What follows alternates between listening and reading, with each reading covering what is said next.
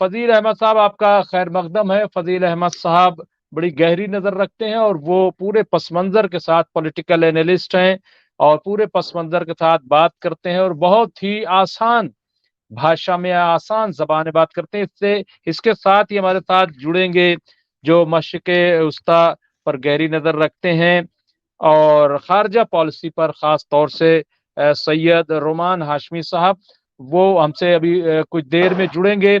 सबसे पहले मैं फजील अहमद साहब से ही बात कर लेता हूँ। फजील अहमद साहब, क्या लग रहा है आपको कि ये जो आज मीटिंग हुई है, क्या इसको किसी नतीजे वाली मीटिंग कहेंगे या कहेंगे कि खाओ पियो जाओ, यानी नशिस्तन खुर्दन बर्खास्तन जिसकी उम्मीद की जा रही थी?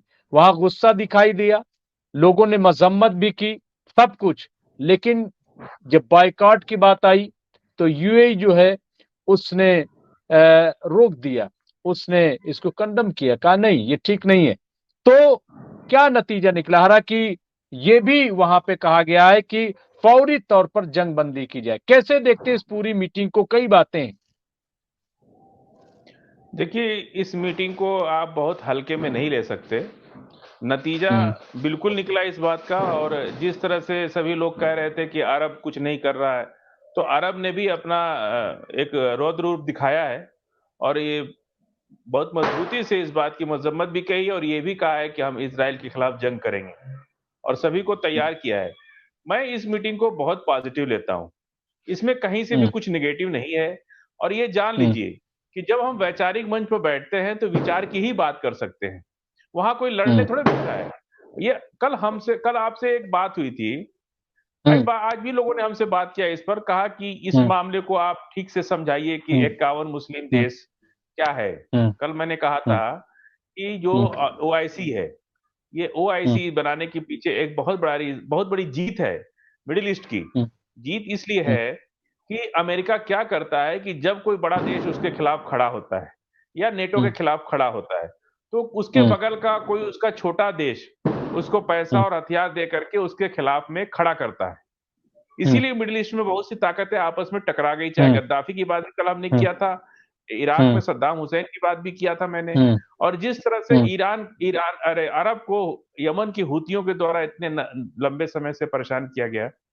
अब हम्म। देखिए एक मसला कल मैंने कहा आप ये बात, जब इन हम्म। सारे 51 देशों को एक बास्केट में बैठा दिया गया, तो हम्म। अब जब हम्म। बास्केट में बैठ गए तो बास्केट के अपने तौर तरीके को मानना सबकी मजबूरी होती है।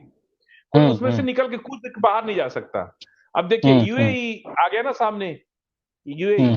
छोटा सा देश हम्म। है और बहुत हम्म। छोटा कंट्री है, मतलब दिल्ली के हम्म। बराबर भी नहीं है। हम्म। उसने क्या बात कह दी पूरे मिडिल ईस्ट हम्म। में?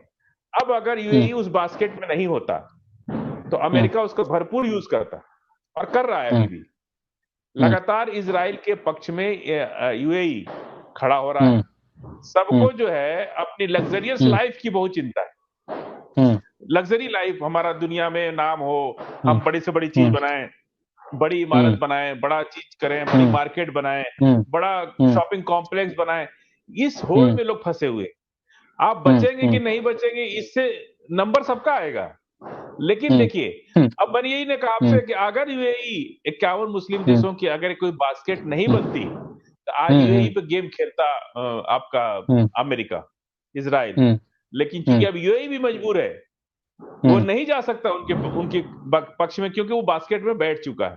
ये हम्म। सबसे बड़ी जीत। भले आप, हम कल भी कहते हो आईसी न्यू बोर्न बेबी है, अभी जन्मा हम्म। हुआ बच्चा है, हम्म। हम उससे बहुत बिल्कुल। ज्यादा उम्मीद नहीं कर सकते। और जितना उसमें टर्की है, अरब है, ईरान है, इराक है, और इसके अलावा जो मुस्लिम कंट्रीज के अलावा रूस भी इसका साथ दे रहा है, चाइना भी साथ दे रहा है।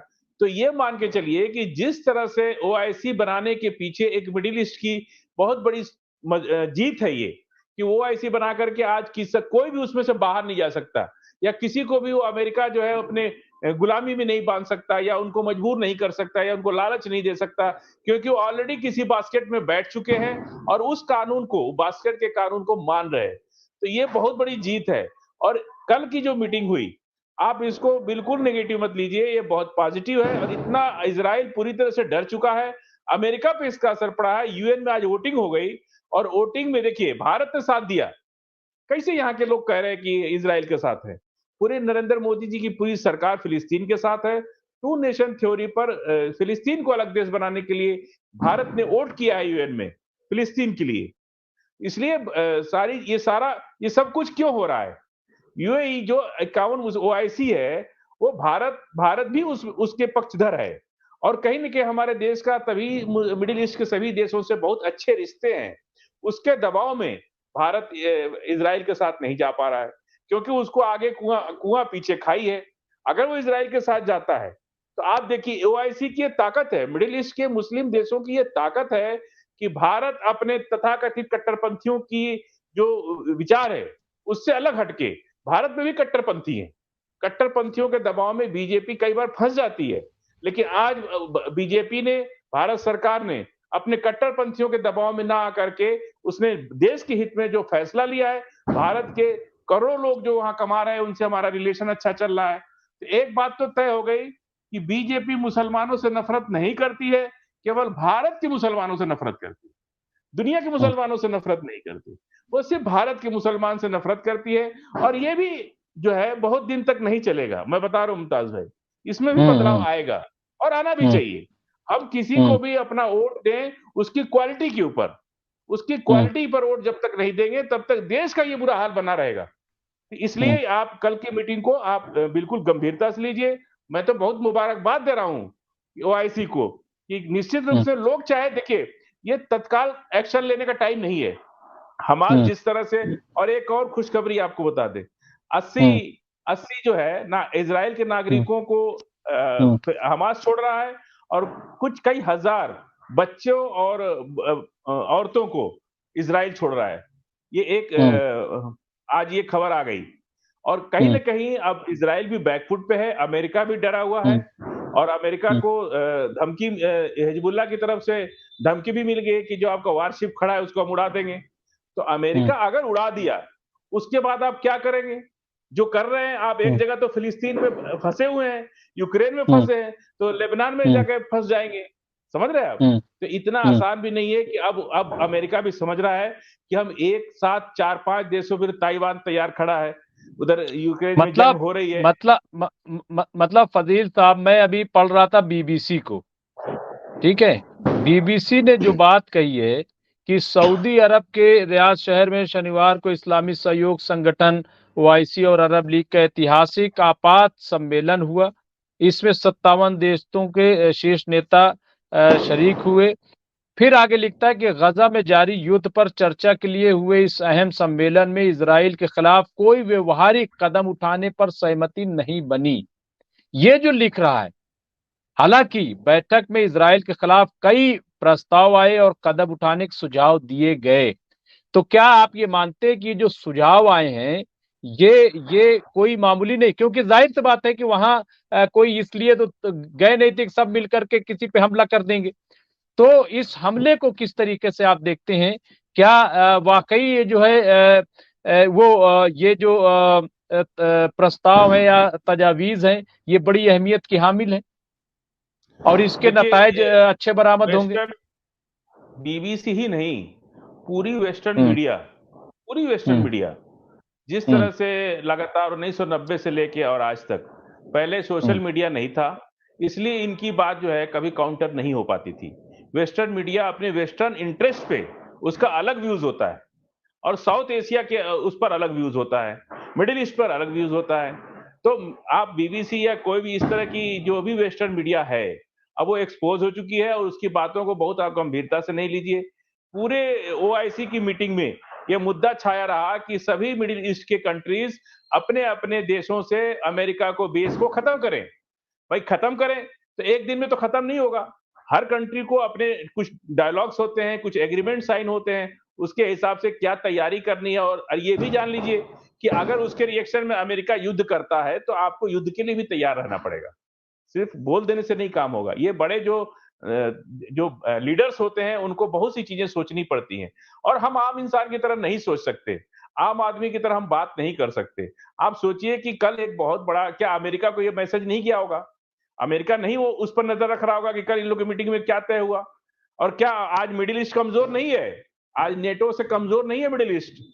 इसलिए आप जान लीजिए कि अमेरिका के ऊपर कल की मीटिंग का बहुत बड़ा प्रभाव पड़ा है। अमेरिका ने इजराइल पर दबाव बनाना शुरू कर दिया है कि आप जंग बंदी करिए, जल्दी से करिए, और करने के बाद इसका कोई टू नेशन थ्योरी अगर यूएन ने पास किया है कि आप दो देशों का एक समूह बनेगा और फिलिस्तीन को अलग देश की मान्यता दी जाएगी, तो कल की मीटिंग से ये चीजें जो आज नई अपडेट हुई हैं, ये कल की मीटिंग का प्रभाव है।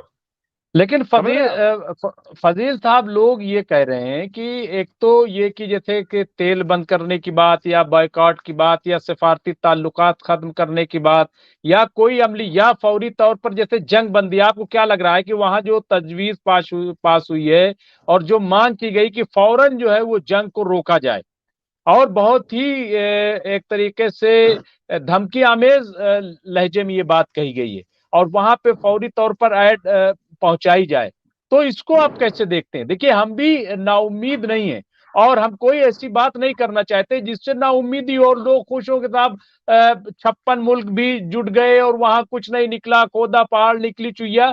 हम उस तरीके की बात नहीं है, क्योंकि मुझे भी लग रहा है कि जो एक सिस्टम होता है, देखिए मीटिंग का, हम लोग भी बड़ी बड़ी मीटिंगों में जाते हैं तो वहां अचानक कोई फैसला नहीं ले लिया जाता है। हिंदुस्तान में भी अगर हम अपनी तंजीमों को बुलाते हैं तो जाहिर सी बात है कि वो ऐसा थोड़ी है कि मीटिंग करेंगी और यलगार बोल देंगी। वो एक तजवीज होती है और उस पर धीरे धीरे अमल होता है। तो ये जो कहा गया है कि फौरी तौर पर जंग रोका जाए और वहां सामान पहुंचाया जाए, वहां खाने पीने के किया जाए, क्या आपको लगता है कि इस पर अमल हो पाएगा? क्या अमेरिका और देखिए, इजराइल इस चीज को सुनेगा? कल की मीटिंग में ये प्रस्ताव आया था कि तत्काल तेल बंद कर दिया जाए। निश्चित रूप जी। से जो भी हमारे पास जो रास्ते हैं उन्हीं रास्तों पर बात हो सकती है, और ये जी। अमेरिका और नेटो देश के सभी लोग, फ्रांस और फ्रांस, अमेरिका, इसराइल, ये 8 देशों ने जो है इसराइल के पक्ष में वोट किया है। तो ये बात जान लीजिए कि आज इनको पता है कि हथियार के रूप से भी ये लोग मजबूत हो चुके हैं और संसाधन, प्राकृतिक संसाधन में पहले से ही मजबूत है। तो ये समझ लीजिए कि अरब, लीबिया ने सबसे पहले ऐलान कर दिया है कि हम तेल बंद कर रहे हैं। लीबिया ने कर दिया है। तो धीरे धीरे सभी लोग करेंगे। देखिए, जब कोई चीज बहुत स्पीड से चलती है ना, तो एकदम से उसमें इमरजेंसी ब्रेक लगाने से बहुत बड़े खतरे होते हैं। तो युद्ध युद्ध किसी चीज का हल नहीं है, बल्कि आवाम को बचाना सबसे बड़ी जिम्मेदारी राष्ट्राध्यक्ष की होती है। हम कोई ऐसा छोटा सा कदम, जीती हुई लड़ाई को हार जाता है इंसान। एक छोटी सी गलती, आप जीती हुई बाजी को हार जाते हैं। तो कोई भी जब होशियार आदमी, आप ये मत सोचिए कि कल मीटिंग में इतना फास्ट एक्शन नहीं हुआ कि लोग वहीं से गन उठाते और घुस जाते इसराइल के अंदर। ये तरीका नहीं है। डिप्लोमेसी दुनिया में एक डिप्लोमेसी वार भी चलता है। उस डिप्लोमेसी वार में मिडिल ईस्ट ओआईसी पूरी तरह से सक्सेसफुल है। मैं बता रहा हूं आपसे, लोगों का नजरिया क्या है वो अलग बात है, लेकिन मेरा नजरिया है कि ओआईसी अभी तक की सारी सिचुएशंस में वो सक्सेसफुल है, और पूरी तरह से, चाहे वो टर्की हो, चाहे ईरान हो, चाहे अरब हो, चाहे जितने भी देश हैं, सभी लोग जो कर मैक्सिमम जो एफर्ट कर सकते थे वो कर रहे हैं। और ऐसा नहीं है कि इसराइल वहां पे प्लस में है। इसराइल बुरी तरह से, बहुत ज्यादा नुकसान में है और पूरी तरह से वो जंग हार रहा है। जितना ये जंग तेज चलेगी, इसराइल का वजूद उतना ही जल्दी खत्म होगा। आप ये जान लीजिए कि दुश्मन को सिर्फ छोड़ना नहीं चाहता। लड़ाई का तरीका ये होता है कि या तो आप छेड़ो मत, और छेड़ो तो छोड़ो मत। आप कहते हैं ना यहाँ पे कि सांप को जो है घायल करके नहीं छोड़ना चाहिए, वो और जहरीला हो जाता है। तो इस चीज को जान लीजिए कि वहां इसराइल खुद अब चाहता है कि जंगबंदी हो, लेकिन किस मुंह से कहे, ये उसको एक बहुत बड़ी ह्यूमैनिटी है। आप समझिए, हम हार रहे हैं, लेकिन हम कह नहीं पा रहे कि हार रहे। और अगर कह दें कि साहब हार रहे, तो दुनिया तो आपके, फिर यही तो वजूद ही खत्म हो जाएगा। फिर लोग डरेंगे क्यों आपसे? फिर 1% की आबादी है पूरी दुनिया में, 0.1%, 0.01% या 1 करोड़ की आबादी है यहूदी की पूरी दुनिया में। तो निश्चित रूप से अगर वो पूरी दुनिया को डरा के रखा है, तो वो डर तो खत्म हो गया। अब वो अपने को इसराइल के सरवाइव करने एक के लिए। फजील साहब, इसराइल के जो राष्ट्रीय सुरक्षा मंत्री हैं, उन्होंने कहा है कि जब हम कहते हैं कि हमास को खत्म किया जाना चाहिए तो हमारा मतलब नेताओं, समर्थकों और यहाँ तक कि मिठाई बांटने वालों से भी है। वे सभी आतंकवादी हैं। ये जुमला जो है, मतलब ये सच्चाई से कितना, और ये जुमला किस तरीके से आप इसको देखेंगे? नेतन्याहू के सेक्रेटरी ने अपने को गोली मार ली, ये सुने आप? उसका एक बेटा हमास से युद्ध करने में कल शहीद हो गया और सेक्रेटरी ने अपनी गोली मार ली और कहा कि ये जो कुछ भी हो रहा है, हम इसकी इजाजत नहीं दे सकते। हमारी आत्मा इसको झकझोरती है। हम बेगुनाह बच्चों पर, औरतों पर, बेगुनाह नागरिकों पर, आम नागरिकों पर बम गिराया जा रहा है। उसका बेटा जब खुद का मर गया, खुद का बेटा जब मरा, तो वो अपने अंतरात्मा को नहीं जवाब दे सका और खुद को गोली मार के सुसाइड कर लिया। ये चल रहा है वहां पे। अभी इस तरह नेतन्याहू पूरी तरह से वहां पे मुजाहरा चल रहा है और सारे मीडिया, पूरी इजराइल की मीडिया नेतन्याहू के खिलाफ लिख रही है। पूरी मीडिया में कोई ऐसा नहीं है जो पूरी नेतन्याहू के खिलाफ सारी चीजें लिखी जा रही हैं। और एक और अपडेट अब सामने आई है, कल मैंने आपसे जो कहा था उसका आज बाकायदा न्यूज में आया कि बहुत से हमास के जो ये कह रहे हैं कि बंधक बनाया है, तो हमास ने ये कहा कि हमने इतने इन लोगों को बंधक नहीं बनाया। और जो गोलियां चली 7 अक्टूबर को, जिसमें सीरियंस मारे गए, जिसमें इजराइल के नागरिक मारे गए, उसमें से बहुत सी गोलियां जो है इजराइल के सैनिकों से वो नागरिक मरे थे। यह आज रिपोर्ट में भी आ गया और तमाम मीडिया में भी आ गया।